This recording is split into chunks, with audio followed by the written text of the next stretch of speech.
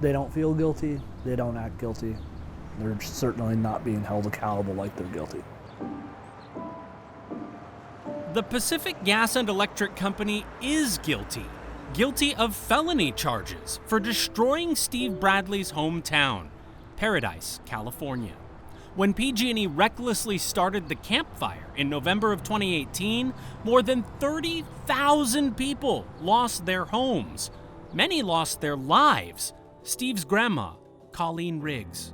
No one's paid the price for what happened to my grandma, but the ratepayers, they're going to pay more. Julian Binstock.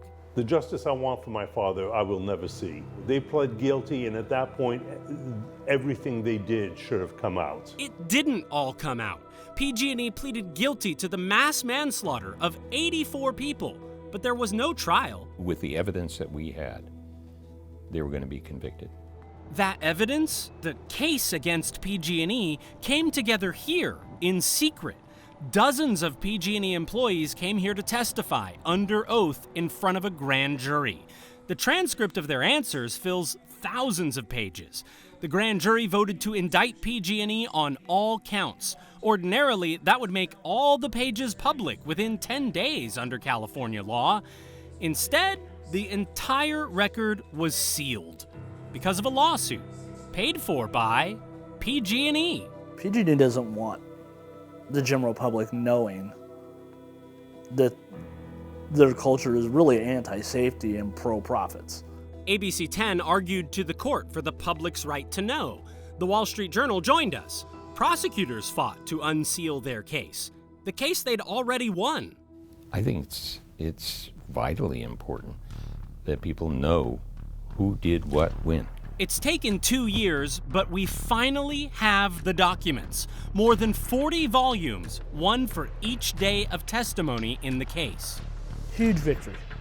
The guilty parties should never be able to hide their crimes. Our team scoured through the 5,300 pages of testimony to bring you this story. Together with evidence we've obtained from years of public records requests and hours of interviews with investigators, insiders, and experts, we're about to reveal the crime behind California's deadliest wildfire, as it's never been seen before.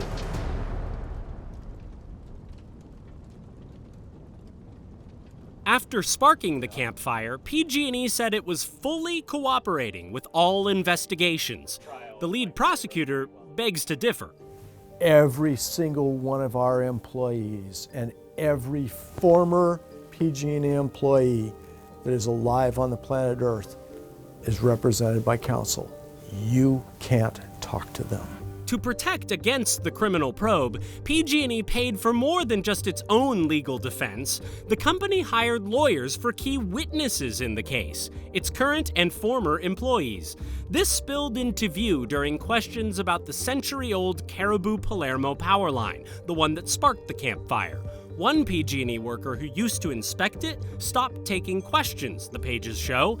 Troubleman Buck Arden pulled a note out of his pocket and invoked the Fifth Amendment, his right not to incriminate himself, on advice of his PG&E-funded lawyer. Yeah, I don't blame the inspector that's out there that isn't trained. That's not his fault. Prosecutors felt the same way. They weren't after line-level employees. They wanted the troubleman's answers to go after PG&E and its leaders. In a hearing that remains secret, Judge Michael Deems granted something called use immunity. The troubleman had to talk, but his answers could only be used to prosecute the company, not him. Almost all the PG&E workers got this deal to testify. Every day we fought PG&E, Arden told the jurors after getting his immunity. I've been fired once already for fighting them. His inspections of that power line, I wrote up everything that I saw that I could possibly physically write up. Everything else is out of my hands. I mean, I can only do so much. That wasn't enough for prosecutors. They knew PG&E missed glaring safety problems. Why, if we can see this, couldn't you? This now infamous C-hook, the one that dropped the live wire and sparked the campfire, it snapped after 97 years of grinding away in the elements. And you found those up and down this line? Oh yeah, we found it all over the line. The DA and CAL FIRE found more hooks like it on the verge of breaking. Some had grooves 2/3 of the way through. These photos, taken from the Butte County Sheriff's helicopter, have never been shown to the public before. They reveal how the DA found this danger PG&E missed. See how easily you can see that? It wasn't hard. Investigators figured out all they needed to do was look at the tops of the hooks. This space between the top of the hole and the top of the hook is what we started describing as a moon. A thin thumbnail moon like this one meant the hook was still good. But when that space grew into a half moon, it meant the hooks and holes had worn into each other. The more moon you see, The more wear there is. Using a digital camera you can buy at Walmart, the investigation team taught itself how to do more effective inspections than PG&E. PG&E's people thought it couldn't be done, according to the transcripts. You would have to be at the exact angle Troubleman Jeff Sharp testified. It would be a hazardous position for yourself and the helicopter. Okay, but obviously this photograph is taken from a helicopter. It was? Yep. That photograph was taken by a law enforcement officer who has no training, no experience. But he knew he wanted to take a picture of that. That's the problem, prosecutors argue. How come PG&E didn't want pictures of that? They had a theory. Because if you find it, you have to fix it. And to fix it costs money. If you never change the tires, you're gonna get a flat. The inspections and patrols that PG&E was doing were not designed to actually find these problems. PG&E's inspectors testified they didn't know they needed to look for worn hooks. Didn't know that they existed, Sharp confirmed. There's no training on that, said fellow Troubleman Jeff Simmons. I had not ever heard of a C-hook failing, Darren Clark added. He didn't even know they could break. Damning answers for the company, because PG&E and its leaders did know. The grand jury saw proof. PG&E's own studies on worn hooks and eye holes, going back as early as 1987 and as recently as 2018 on this Bay Area transmission line. That's where PG&E found these holes worn out by hooks. 7 months later, this came out of the campfire. Looks very similar, the material and the pattern of wear, said Peter Martin, the PG&E scientist who authored the 2018 study.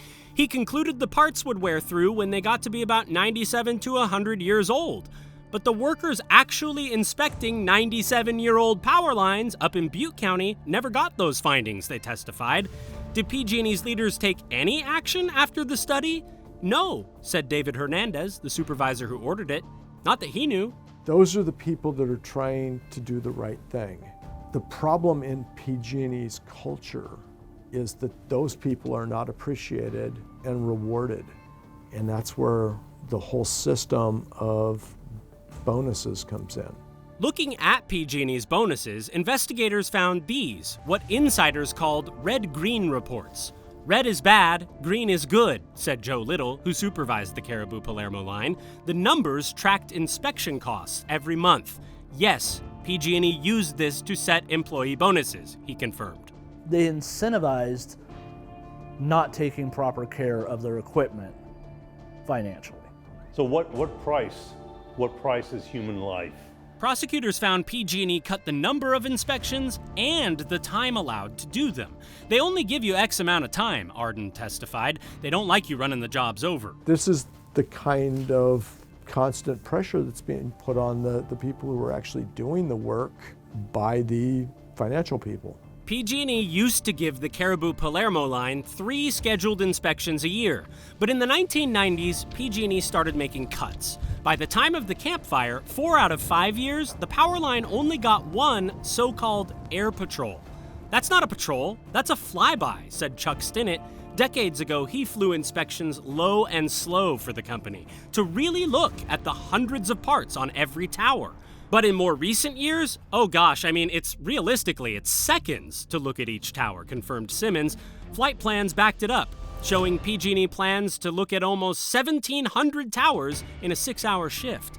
That's less than 13 seconds to fly past each tower. I don't know how to respond, Stinnett said. I'm devastated by the information that I see. We had already established that the inspection and patrol policies were garbage. So if you're putting garbage in, you are going to get garbage out. The garbage out, he says, was PG&E's 5-year plans for which old power lines needed to be replaced. The people making those plans, like David Gabbard, didn't have good data about the power lines or their parts. As PG&E's senior director of transmission asset management, Gabbard testified he didn't know that PG&E had 100-year-old parts still hanging in towers. Mr. Gabbard was the first mate on the Titanic and was handed the steering wheel just as the iceberg was ripping in. Gabbard was among the most senior PG&E people to testify. He did say he knew PG&E had prominent risks of wildfire from deteriorated and dilapidated infrastructure, and he confirmed personally telling that to the people at the top.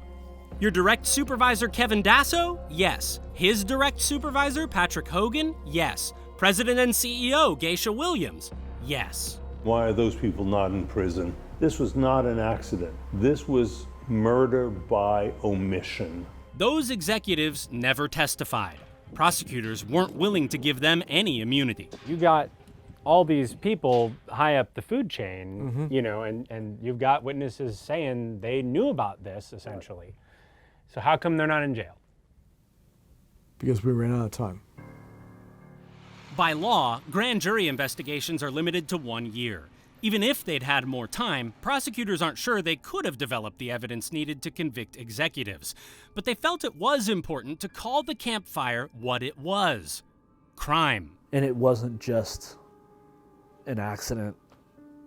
It wasn't just a simple negligence. It was an entire corporation failing for years and years and years and just rotting from the inside and not caring.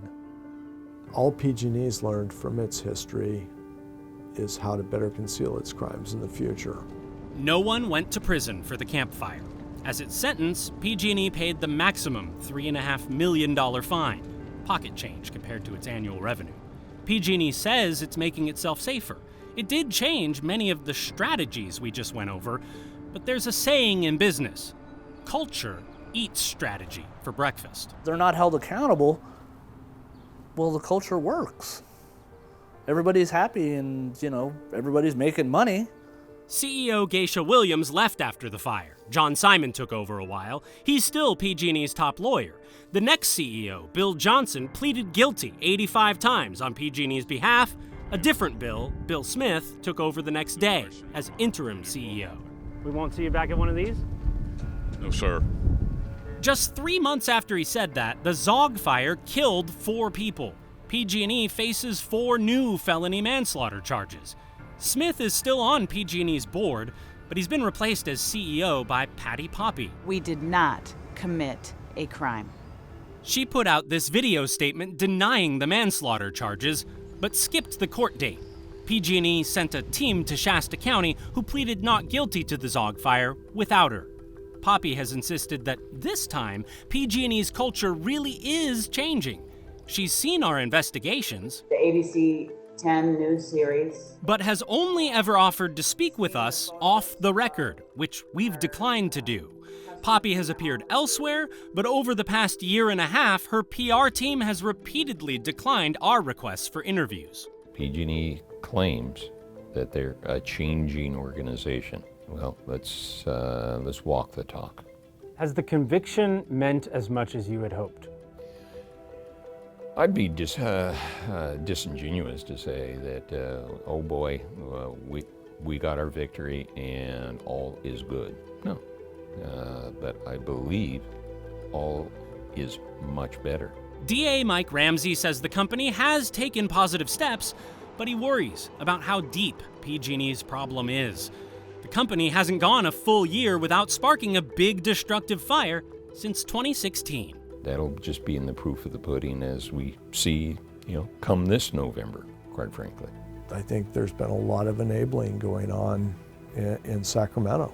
Lead prosecutor Mark Knoll worries PG&E won't change without the state government forcing the company's leaders to take accountability. But our investigation showed the legislature and Governor Gavin Newsom acted to protect PG&E from the consequences of starting fires.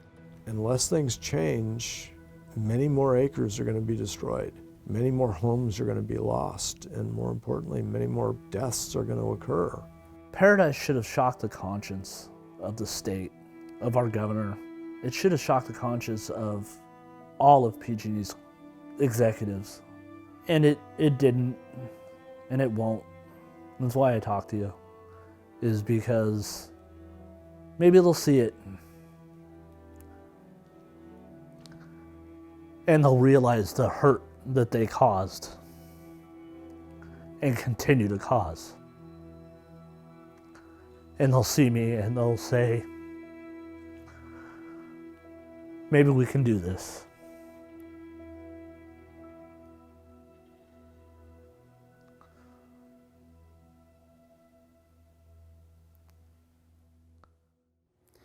You can't have accountability without the truth, without the facts. And that is why we are making this entire collection of documents, now that we finally have them, available, free to you or anyone in the public who wants to read them. All you have to do is pull out your phone, point the camera at that code. It'll take you right to where you are able to download this entire collection for yourself. PG&E says it understands we must fully acknowledge our past as we look to the future and build a safer energy company.